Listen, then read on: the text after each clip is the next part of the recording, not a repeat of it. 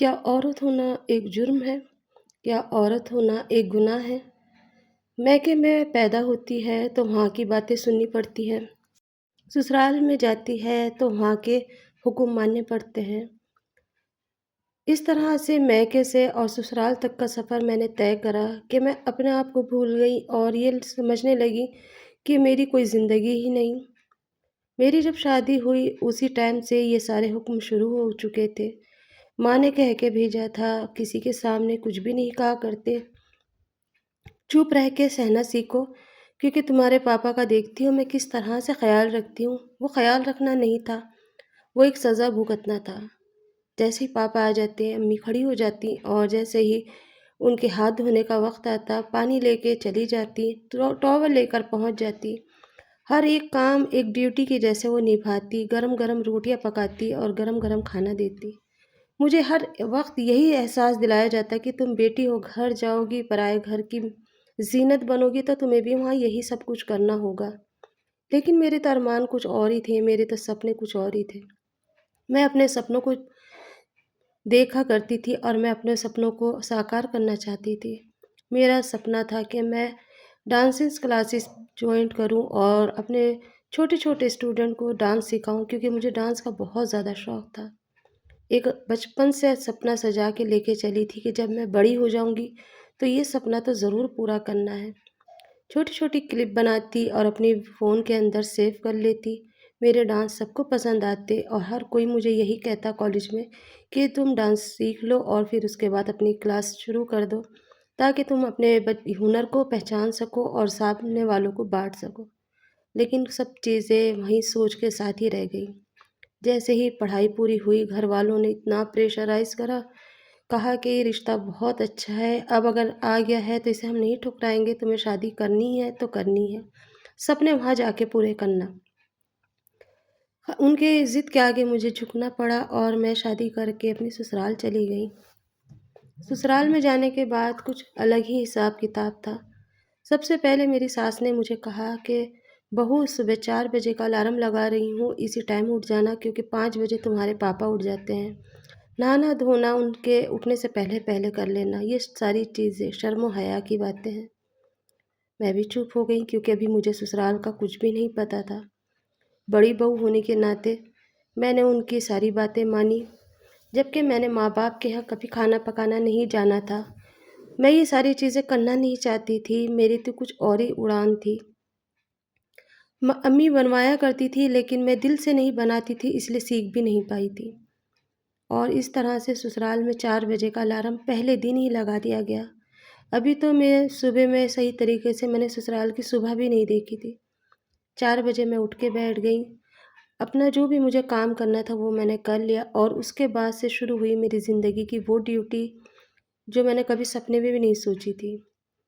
मेरे ससुर जी को हर काम परफेक्ट होना चाहिए था, उनके बेटे को भी वही आदतें थी।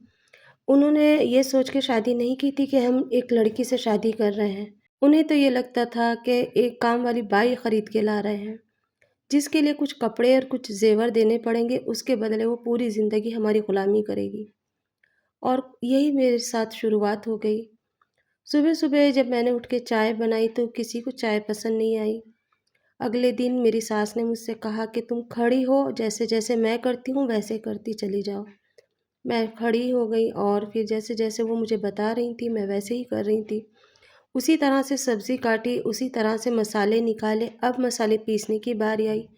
तो कहने लगी, जैसे मैंने मिक्सर पे हाथ चलाया, कि नहीं बेटा, मिक्सर का पिसा मसाला तो कोई भी नहीं खाता यहाँ, ये तो बस एक ऐसे ही ला के रख दिया गया है। वो भी तुम्हारे हस्बैंड को दिवाली पे गिफ्ट मिला था, इसलिए ये आया है यहाँ पर। और उन्होंने मेरे सामने सिल ला के रख दी और कहा, इस पे पीसो और फिर पकाओ। मसाला पीसने की तो दूर की बात, सिल पे हाथ चलाना भी नहीं आता था। फिर भी मैंने जैसे-तैसे करके सिल पे काम करना शुरू करा। फिर जैसे ही मैंने प्रेशर कुकर उठाया, मेरी सास ने कहा कि नहीं बेटा, यहाँ पे कुकर में नहीं बनता है, यहाँ पर पतीलियों में बनता है, और वो भी स्लो आँच पे। उस चीज़ को मैंने सीखना शुरू कर दिया, क्योंकि मुझे वहाँ पे निभाव करना था। 3-4 दिन मैंने इसी तरह से काटे, लेकिन वो 3-4 दिन कटने मुश्किल थे। मैंने घरवालों को फ़ोन करके कहा कि कहाँ मेरी शादी कर दी है। मुझे तो ये लग रहा है कि मैं सन 90 में पहुँच गई हूँ। यहाँ सारी चीज़ें उलट है, हमारे घर के जैसे नहीं है यहाँ का माहौल। मैं बहुत परेशान हूँ, मैं घर आना चाहती हूँ। वहाँ से अम्मी ने कहा कि शुरुआत में ऐसे ही होता है, रफ्ते-रफ्ते ज़िंदगी को देखते-देखते सब सीख जाओगी, ऐसे नहीं कहा करते। यहाँ पर भी वही चीज़ें हैं और वहाँ पर भी वही चीज़ें हैं। मैंने अम्मी से जब 2-4 बातें कही तो उन्होंने मुझे डाँट दिया और कहा दिल लगाने की कोशिश करो। हस्बैंड के पास मेरे लिए बिल्कुल भी वक़्त नहीं था, वो रात को देर से आते और सुबह जल्दी चले जाते। पूरा दिन मैं घर का काम करती, जब देखो झाड़ू लगाना है, पोछा लगाना है, अब कपड़े धोने हैं। जैसे ही कपड़े धोने की बारी आई मुझसे वॉशिंग मशीन ले ली गई और कहा हाथ से धो कपड़े, क्योंकि हमारे घर वाले सब हाथ से धोते हैं और हाथ के धुले कपड़े साफ़ होते हैं और ब्रश से घसे हुए बिल्कुल चमक जाते हैं। पूरा दिन जब मैंने कपड़े धोए तो मेरे हाथ दुख के जा पड़े और उसकी वजह से मुझे बुखार हो गया। तो मेरे ससुर जी ने आके कहा कि ये तो बड़ी नाज़ुक आई है, हमें ऐसी लड़की की ज़रूरत नहीं, और कुछ इस तरह से लफ्ज़ इस्तेमाल करे जो मैं सुन नहीं पाई। खैर जैसे-तैसे वक़्त गुज़रा, 1 डेढ़ महीना हो गया। अचानक मेरी सास को अपनी बेटी के घर जाना पड़ा क्योंकि उसके यहाँ पे कुछ खुशी होने वाली थी। जब मैं अपने घर में अकेली रह गई और मैं अभी तक इतना नहीं सीख पाई थी जितना मुझे सीखना चाहिए था, कोशिश मैं कर ही रही थी। फिर उसके बाद में मेरे सास ने कहा कि जैसे-जैसे मैं बताती गई वैसे-वैसे तुम करती गई हो और ऐसे ही करना। इस घर में ऐसे ही जिया जाता है, वो भी इसी तरह से अपनी ज़िंदगी गुज़ार रही थी। पहले वो गुज़ार चुकी थी, अब मेरी बारी आई थी और मुझे भी इसी सांचे में ढाला जा रहा था। पर मैं परेशान थी क्योंकि मैं ये सब नहीं करना चाहती थी और मैं चाह ही रही थी किसी तरह से मैं इन सबको समझा सकूं कि ये वो सदी नहीं रही जो जिसमें आप लोग जी रहे हो। शादी से पहले माँ-बाप को ये सारी चीज़ें देख लेनी चाहिए, समझ लेनी चाहिए कि हमारा बच्चा एडजस्ट कर पाएगा भी या नहीं, इनका माहौल हमारी जैसे है भी या नहीं। खैर मेरी सास चली गई और वहाँ से मेरी असली इम्तिहान मेरा शुरू हो गया।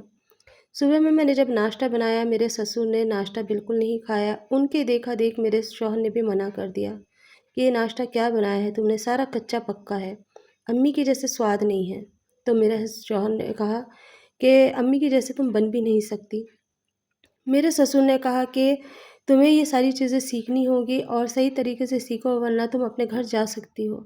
उनकी बात सुन के मैं थोड़ी देर के लिए ऐसी खड़ी रही जैसे कि किसी नौकर से बात की जा रही हो। शाम के टाइम पे मैंने उन्हीं के हिसाब से बिरयानी बनाई, जैसे उन्होंने बताया था। फ़क़त बस इतना था कि मैंने मिक्सर के अंदर मसाले चुपचाप पीस लिया और कुकर के अंदर बिरयानी बना ली। लेकिन उन्हें पता नहीं कैसे पता चल जाता था, वो हाथ का स्वाद जानते थे या चेक करते थे, क्योंकि मैं बिरयानी बना कर के किचन से कमरे में आ गई थी और उन्होंने किचन चेक कर लिया था। और फिर उसके बाद मुझे बहुत बुरी भली खोटी सुनाई गई और कहा गया कि तुम वो इंसान ही नहीं हो जो सुधर जाए। मुझे ऐसा लगता है जैसे तुम एक जानवर हो। पढ़ी लिखी लड़की होने के बाद भी मुझे एक जानवर बताया गया। हर तरीके से मैनेज कर रही थी मैं, लेकिन फिर भी उन्हें मेरी कोई भी चीज़ पसंद नहीं आ रही थी। मैं बहुत परेशान थी कि मैं अब क्या करूँ? हर चीज़ को मैं बनाती और डबल-डबल से वो बनवाते। खाते भी और बातें भी सुनाते। कुछ दिन के बाद मेरी सास आ गई। मेरी सास को जब ये बातें पता चली तो उसने भी मुझे खरी-खोटी बहुत सुनाई और कहा कि तुम्हारी माँ ने तुम्हें कुछ नहीं सिखा के भेजा। मैंने उनसे कहा कि सबको पता था कि मैं कैसा खाना बनाती हूँ, मैं कितना सीखी हूँ। आप सब ने कहा था कि जो नहीं सीखा हम अपने घर सिखा देंगे। तो अब क्या प्रॉब्लम है? 4 बजे उठ-उठ के मेरी हालत बुरी हो चुकी थी, क्योंकि 4 बजे से उठ के रात को 11 बजे तक ड्यूटी देनी रहती थी और उनके घर के काम सिमटते ही नहीं थे। रोज़ की सफाई करनी है, पूरे एक-एक कोना साफ़ करना है। झाड़ू पोछा तो दूर की बात, पूरा घर रोज़ क्लीन करना रहता था। ये सारी चीज़ें करते-करते मैं थक गई और एक दिन मैंने अपने ससुराल वालों से कहा कि मुझे मेरे मायके भेज दो। मेरी शादी को अभी 6 महीने हुए थे, लेकिन मेरे ससुराल वालों ने ये कहा कि हम नहीं भेज सकते, क्योंकि घर के अंदर काम बहुत है और तुम्हारी सास की तबीयत ख़राब है। मेरी सास को मैं देखा करती थी, वो चुप रहती थी, कभी अपने दिल की नहीं कह सकती थी। उस दिन मुझे मौका मिला। मैंने सिल पे मसाला पीसते वक़्त उनसे कहा कि अम्मी आप पहले से ही सिल पे मसाला पीसती हो या आपके घर में मिक्सर नहीं था? वो कहने लगी बेटा मेरे घर किसी दिन तुम्हें लेके जाऊँगी मैं, सारे ऐशो आराम की चीज़ें थी, पर इनके घर आके सारी चीज़ें मुझे फिर से सीखनी पड़ी और ये ज़िंदगी हाँ, ऐसे ही चलती है। मेरे जो हस्बैंड हैं, तुम्हारे ससुर, उन्हें ये सारी चीज़ें अच्छी लगती हैं, उसी तरह से तुम्हारे हस्बैंड यानी मेरे बेटे को भी ये सारी चीज़ें अच्छी लगने लगी। मैंने कहा, अम्मी क्या ये ज़िंदगी ज़रूरी है ऐसे जीना कि जिसमें अपने लिए हम नहीं जी सकते? तो कहने लगी, हाँ, आवाज़ नहीं उठा सकते, बस चुप रह के ही सहना है और ज़िंदगी ऐसे ही गुज़रती है। बस मैं ये समझ चुकी थी कि इनके जाने के बाद मैं दूसरी सास बन जाऊँगी और मेरी विरासत में मैं अपनी बहू को भी शायद यही दूँ। इसीलिए मैंने उस दिन फ़ैसला कर लिया कि मुझे अब यहाँ नहीं रहना। मैंने रात को अपने हस्बैंड से कहा तो उन्होंने मेरे ऊपर हाथ उठाया और मुझे मारा और कहा कि अगर तुम चाहो ना तो इस घर से भी जा सकती हो, क्योंकि उन्हें मैं एक इस्तेमाल की चीज़ लगती थी। इस्तेमाल करा और एक तरफ डाल दिया। क्या यही ज़िंदगी है? बस उस दिन मैंने अपनी ज़िंदगी को उनसे अलग करा। मैं अपनी मैके आ गई और मैंने उन लोगों से कह दिया कि मैं अब कभी इस घर में नहीं आऊँगी, जहाँ 2 रोटी के बदले पूरा दिन गाय भैंस की तरह काम करना हो। ज़िंदगी ये नहीं होती। मैंने अपनी ज़िंदगी का सही टाइम पे फ़ैसला लिया, क्योंकि उस टाइम तक मेरी गोद में ना तो बच्चे थे, ना ही वो पैर की ज़ंजीर बनते। अगर हो जाते तो हो सकता मैं फ़ैसला ना ले पाती। उस घर से मैं बाहर निकली और अपनी ज़िंदगी मैंने जी। माँ-बाप ने तो मुझे बहुत कुछ सुनाया, बहुत कुछ कहा, लेकिन फिर उसके बाद मैंने उनसे कहा, अब ये मेरी अपनी ज़िंदगी है, मुझे अपनी सपने पूरे करने हैं और मुझे आज़ादी के साथ जीना है, ना कि बंदी बंदी बन के। और यहाँ मैं आके अपनी ज़िंदगी को ऐसे जी पाई हूँ। आज मैं माशाल्लाह अपने एक क्लासेस चलाती हूँ और अपने सपने